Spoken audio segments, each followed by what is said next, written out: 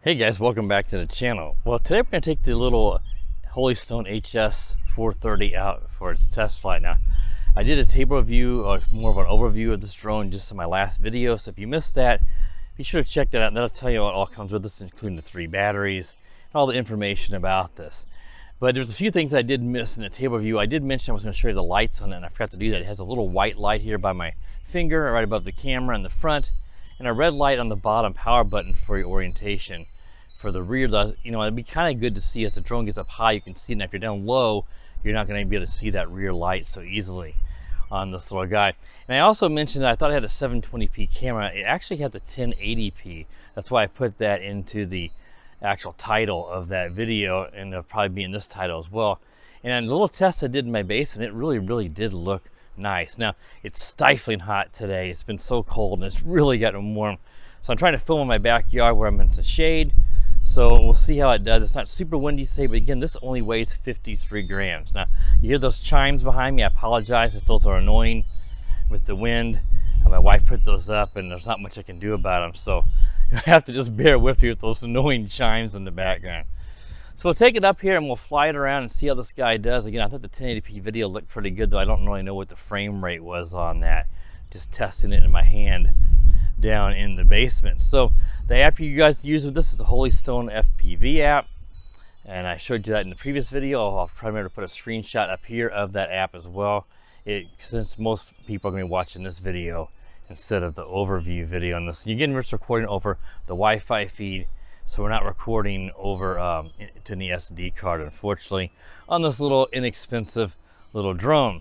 So let's just see how this guy does. It has some gimmicks we'll show you with the auto yaw in the circle mode, and we'll see how that stuff all works. Now, there is a gyro calibration you can do on this, so I'm going to do that the first time. I did actually test it in the basement. It's a little bit hard to get it to do that, so let's go ahead, and that's going to be down and to the right. And I may have to stand off this way to see that white light in the front. And get down here, and if I can get it to flash, you have to really get that into the right spot. There it goes. Hope that showed up in the head cam. And that you thankfully do get audio feedback on a controller to know that you've actually calibrated the gyro. And let's go ahead. I have it connected to the Wi-Fi. I need to open up that Holystone FPV app. And you're going to click on Enter Device, and there we have the video feed going now on my screen. I'm just gonna put the video up that's saved to the gallery on my phone. That way we won't have any distractions from the actual screen recording, though it'll be the same video that you guys will see. Screen recording minus all the symbols and stuff. So a long press on this top left button will start taking video. And we get a little bing, and we know that we're recording video.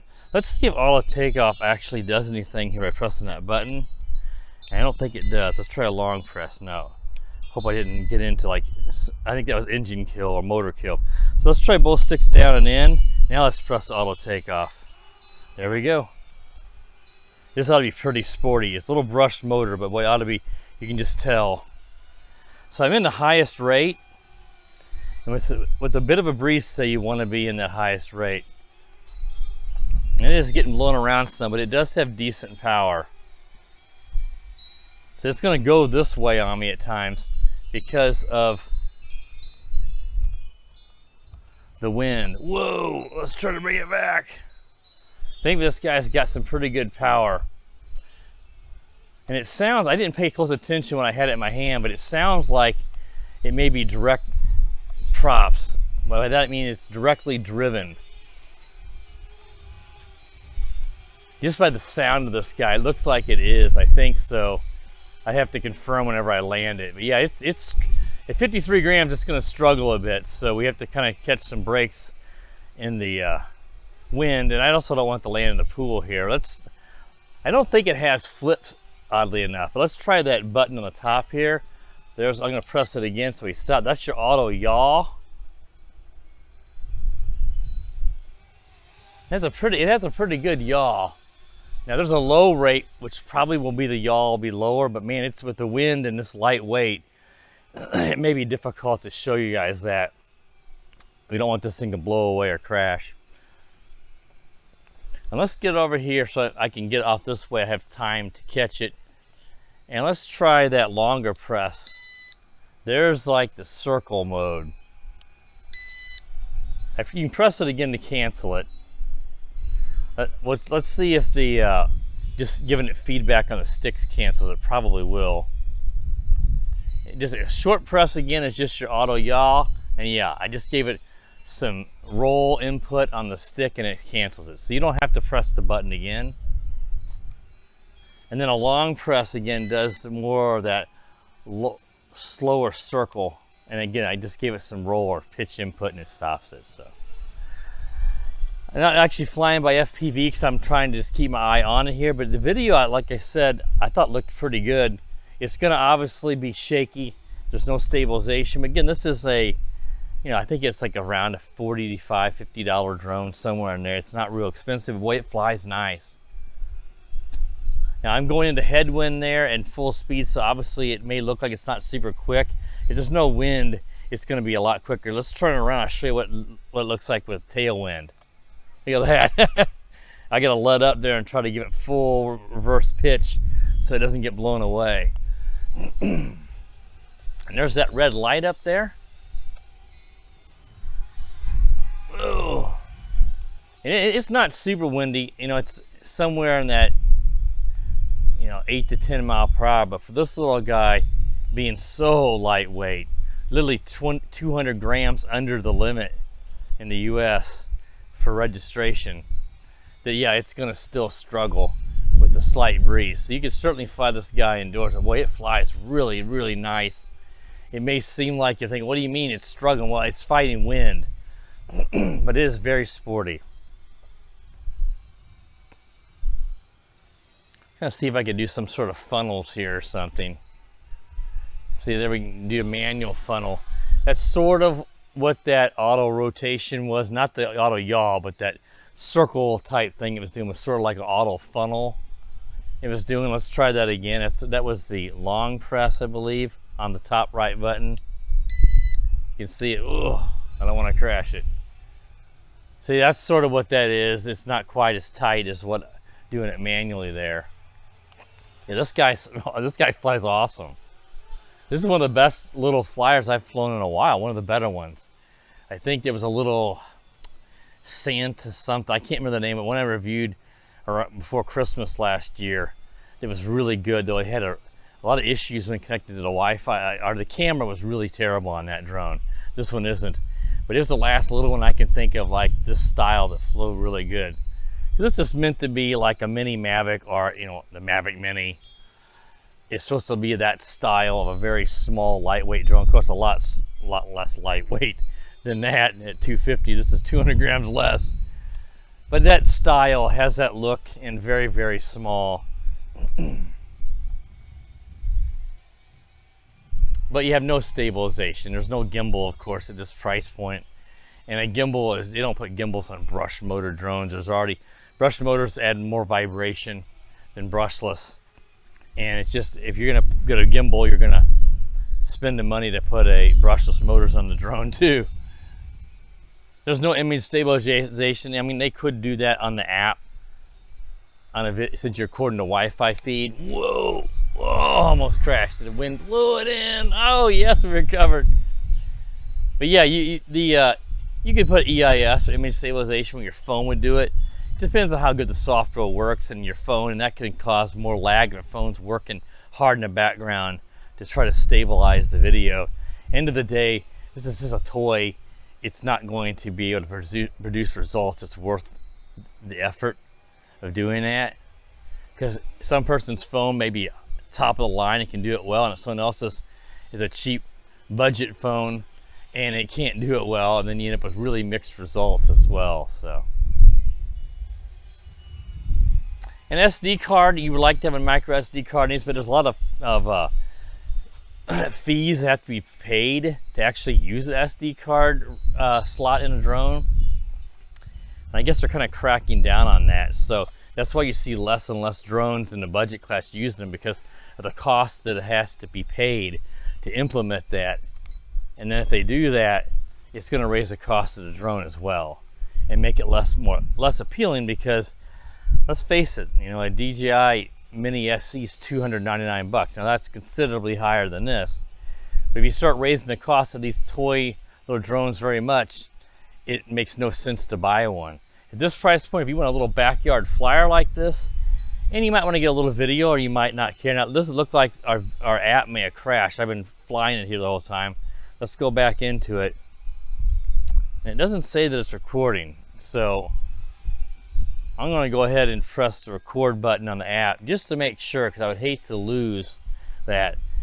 The app didn't crash. The app was still open, but it had gone back to the main menu. So hopefully we got some video in the gallery to show you guys, because we don't need video the whole time. But that's why you always want to make sure that you press the stop button before you stop recording. Otherwise you could lose that video feed. Yeah, it flies great. Really quick, sporty yaw. And like I said, the lower speed is going to be less pitch, less sporty. The yaw is probably going to decrease, but I'm going to try to do it real quick. There we go. Oh, the yaw looks pretty fast. It may be slightly less, but it's hard to say. This wind is making it difficult to test that. And we don't want to fly away or end up having this thing land in the pool. Well, and that could ruin it.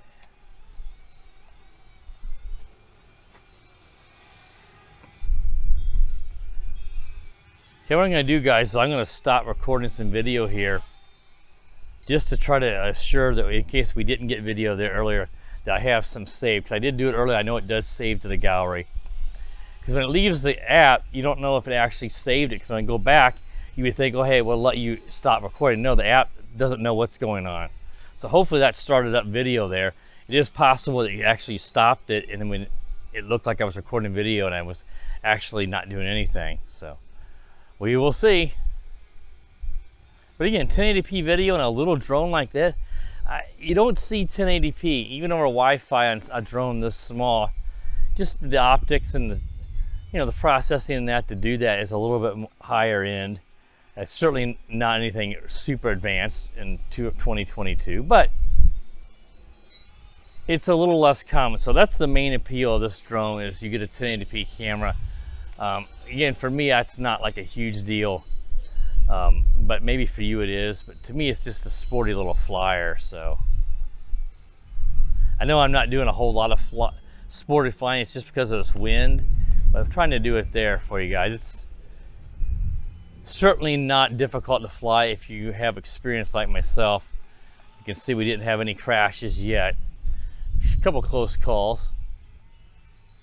Okay, let's see if we can bring it over here and land it.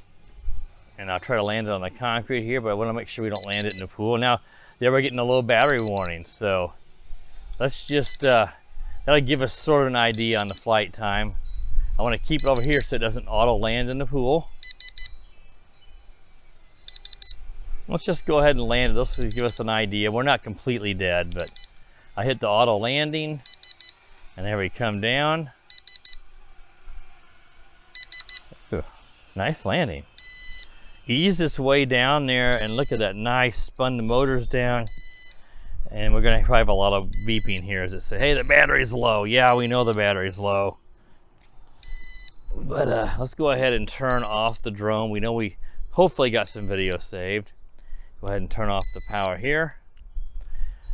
So yeah, that flew really, really nice despite battling a decent breeze today. Drone looks cool, it flies great, and I thought that the video looked pretty good for a toy grade drone. If you want to, this could be a better option if you really have a limited budget, but you gotta just be able to get some video. You just love the idea of capturing some video on a drone. This may be a good option just because you're getting a high resolution. A lot of these drones at this size and this price are going to only be 720p. I thought from my test it looked pretty good. All right, guys, that wraps up the flight review for the Holystone HS430. If you're new to the channel, please consider subscribing, and while you're at it, click that bell. That way you're notified every time I do upload a new video. And as always, guys, have a wonderful day. The power of the dark side.